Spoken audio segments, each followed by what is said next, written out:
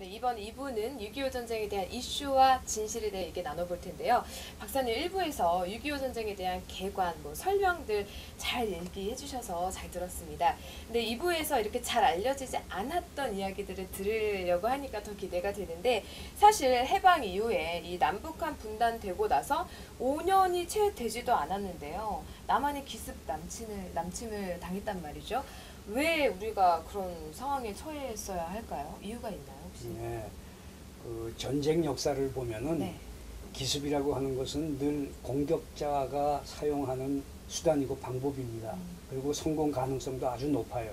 정확한 통계는 없지만은 대체로 한 90% 이상의 성공을 늘 했습니다. 그 대표적인 예가 이제 진주만 기습이라든가 또 중동전에서 여러 차례 그 기습으로 이스라엘이 승리를 한 사례들이 있죠.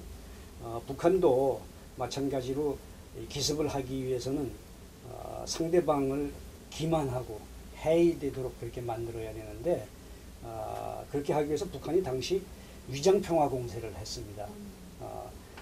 평화 통일을 위해서 남북한 간에 회담을 하자 하고 계속 그 종용을 했어요. 남친 직전까지도 그렇게 했습니다. 그러니까 남쪽은 그것 때문에 완전히 기만을 당한 거죠. 근데 한편 우리 한국 입장에서 보면 당시에 상황이 굉장히 여러 가지 어려운 점도 있었습니다. 3월부터 전쟁이 터질 것이다 하는 그런 소문이 무성했습니다만은 별다른 일이 없었기 때문에 그냥 또 유야무야 넘어갔고, 또 그해 5월 30일에 제2차 총선이 있었습니다. 그랬는데 그 총선 분위기 때문에도 역시 그런 위기설이 또 그냥 넘어간 거죠. 그런데 그 총선에서 여당이 아주 참패를 했습니다. 당시 총의석이 210석인데 그 가운데 54석밖에 여당이 차지하지 못했어요. 이것도 결국은 당시 우리 사회가 겪고 있었던 이 좌우 대립의 결과였다, 이렇게 볼 수 있습니다. 그런데 이런 그 상황에서 결국은 우리 군도 그때 당시에 6월 9일에 사단장들을 대거 교체를 했고, 또 6.25 전쟁이 터진 그 전날에는 육군본부를 새로 수리를 해서 개관을 하는 그 파티를 저녁 늦도록 그 군 수뇌부들이 하는 이런 일들이 있었습니다. 그렇군요. 그러니까 여러 가지들을 복잡하게 복합적으로 엮여 있었던 것 같은데, 사실 제가 듣기로는 초기에는 우리나라가 제대로 된 무기가 없어서 육탄전으로 좀 방어를 했다고 얘기를 들었어요. 이런 용감무쌍했던 얘기들, 에피소드들 혹시 사례가 있으면 설명해 주시겠어요? 뭐 그런 사례는 참 수도 없이 많이 있습니다. 그런데 제일 먼저 머리에 떠오르는 것은 육사단 7년대의 심일중이라고 하는 소대장이 있었습니다. 네. 육사단 7년대는 당시 춘천에 주둔하고 있었는데, 전 전선에서 기습을 당해서 밀렸음에도 불구하고 이 춘천에서는 우리 국군 육사단, 특히 7년대가 모든 준비를 갖추고 있었고, 또 대부분의 부대들이 이때 전부 외출해박을 다 내보냈는데, 주말이라서 이 부대만은 외출해박을 안 내보내고 대기하고 있었습니다. 그래서 3일 동안 여기서 지켜냈거든요. 그래서 그 춘천 대첩이라고 우리가 부르기도 하는데, 만약 춘천에서 그런 일이 벌어지지 않았다면은 그 지역으로 밀고 내려온 2개 사단 이상의 북괴군이 양평과 수원을 거쳐서 한강 이남으로 들어와서 그야말로 수도권을 후방에서 포위하는 그런 일이 벌어졌을 겁니다. 그랬다 보면 아마 낙동강 전선을 형성하는 데까지의 지연전도 아마 성공하지 못했을 가능성이 매우 높습니다. 그런데 그 심일 중위는 그때 북괴군이 전차와 더불어서 자주포를 가지고 들어왔어요. 그 76mm 자주포를 가지고 왔는데, 그 76mm 자주포를 저지할 수 있는 무기를 우리가 가지고 있지 못했습니다. 심일중위가 5명의 특공대를 조직을 해가지고 화염병과 수류탄을 가지고 와서 그 2대를 격파하는 그런 일을 벌였습니다. 나중에 심일중위는 그 이듬해 영월 전투에서 전사를 했는데, 나중에 태국 무공훈장을 주서받았습니다. 또 공군들은 당시 우리는 전투기가 한 대도 없고 연락기라고 그러는 거. 그 우리 지금 보면 이렇게 그 세스나기처럼 생긴 그 짬짜리 비행기라고 하는 게 이제 그건데 네. 그거를 한 12대 정도 가지고 있었어요. 그다음에 이제 T6 훈련기라고 그러는 거. 그걸 국민 성금으로 사서 그걸 한 10대. 근데 이건 전투기가 아닙니다. 그래서 결국 그 연락기에 이제 두 사람이 타게 되어 있는데 그 조종사 뒤에 한 사람이 타고 거기에서 15kg 정도 되는 폭탄을 만들어 가지고 거기에서 손으로 떨어뜨리는 그런 참 어떻게 보면 무모하다고 할 그런 용감한 일들을 벌였죠. 네, 그렇군요. 그러면 군인이 아닌 민간인인데도 불구하고 이 전쟁에 희생을 해서 이 승리에 좀 도움이 되었던 분들, 그것도 궁금하거든요. 예, 이 전쟁에서 민간인이 군인을 도와서 전투를 이기게 만든 그런 사례들이 여럿 있습니다.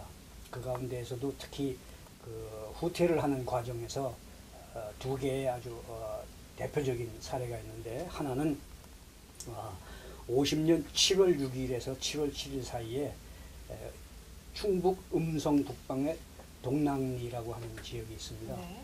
그 동랑리에 초등학교가 있었는데 그 초등학교에 북한군 15사단 48년대가 들어와서 주민들을 전부 압제를 하고 뭐 이 물건을 빼앗고 또 음식을 빼앗고 뭐 이런 일이 벌어졌습니다. 근데 그 학교에 김재옥이라고 하는 여선생이 한 분 계셨는데 이분이 몰래 빠져나와서 산을 넘고 넘어서 우리 국군 부대를 찾아와 가지고서 그 사실을 알린 겁니다. 그래서 우리 후퇴하고 있던 국군 6사단 7년대 아까 제가 춘천에서 아주 잘 싸운 전 부대라고 그랬잖아요. 이 부대가 북한군 그 48년대를 기습해서 아주 완전히 전멸을 시키다시피 했습니다. 또 하나는 그때서부터 한 열흘쯤 후인데 화령장이라고 하는 지역, 이게 경북 상주군 신봉리 일대에 있는 그 지역인데 네. 거기에서도 그 주민 엄복림 씨라고 하는 사람이 북한군이 내려온다고 하는 것을 우리 국군한테 와서 알린 겁니다. 그래서 우리 국군 독립 제17년대가 1사단 일부 부대의 도움을 받아서 매복을 했다가 그 15사단 2개 연대를 또 아주 크게 괴멸시킨 그런 사례가 있습니다. 그래서 이 두 개 전투로 말미암아서 북한군은 한 일주일 정도 그 진출이 지연이 됐고 그 덕분으로 낙동강 전선을 우리가 형성할 수가 있었던 겁니다. 네, 그럼 박사님 그 전쟁 당시에 한국은행에 있었던 그 금괴랑 화폐 수송이 되게 어려웠다고 해요. 차량이 네, 없어서. 이것도 참 잘 알려지지 않은 그 사실인데요. 네. 6.25 남침 당시에 한국은행 당연히 금도 가지고 있었고 은도 있었고 화폐도 가지고 있었겠잖아요. 네. 제가 찾아보니까 금이 한 1.3톤, 와. 은이 한 18.5톤, 아, 당시 돈으로 한 34억 원 정도라고 그럽니다. 그 다음에 화폐가 한 40억 원 정도 있었는데 한국은행 구용서 총재가 국방부의 관리국장인 김일환 대령에게 이걸 좀 후방으로 빼야 되겠는데 좀 도움을 달라. 그래서 김일환 대령이 결국 국방장관한테 가서 건의를 해가지고 차량을 한 대 징발을 하고 헌병 한 20명을 받은 겁니다. 근데 차량이 당시 전부 전쟁 통행이라서 전쟁이 터진 직후라서 전부 징발이 됐기 때문에 정말 구하기가 어려웠었다고 그래요. 근데 2.5톤 트럭을 한 대 구해가지고 27일 날 새벽 5시에 이걸 이제 2.5톤 트럭에다 실었는데 금을 한 1.2톤 가까이, 그러니까 한 260kg 정도 금을 그만 못 실었어요. 은은 뭐 더군다나 뭐 한 15톤 정도 그대로 남겨놓고 그럼에도 불구하고 이거 전부 합치면은 2.5톤 트럭에 한 3.5톤을 실은 겁니다. 그래가지고서 한강을 건너서 시흥까지 가고 시흥에서 겨우 차량 한 대를 더 구해가지고 그걸 이제 분산해서 싣고 대전으로 또 빼가지고 대전에서는 그거를 기차에다가 실어서 진해로다가 가져간 겁니다. 진해에 이제 그 해군 통제사령부라고 있는데 거기에 배에다가 실어가지고서 그거를 보관을 한 겁니다. 유사시에는 이제 그걸 일본이나 아니면 다른 나라로 그걸 빼야 되니까. 그러다가 8월 1일쯤에 부산으로다가 이제 배로 운송을 했는데 아까 말씀드린 대로 낙동강 그 방어 전투가 막 8월 1일서부터 시작이 됐단 말이에요. 네. 그래서 그 배를 그대로 미국 샌프란시스코 쪽으로다가 빼가지고 샌프란시스코에 있는 미국 연방준비은행에다가 예치를 해두었습니다. 그리고 전쟁이 끝난 1954년 8월 달에 IMF하고 IBRD, 세계은행이라고 하는데 우리가 이제 가입을 하게 되는데 가입을 하려면 거기다가 돈을 예치를 해야 됩니다. 그때 그 금괴와 은괴를 그 예치를 했던 겁니다. 네, 알겠습니다. 자, 여기까지 2부 이슈와 진실에 대해서 조금 말씀을 드렸고요.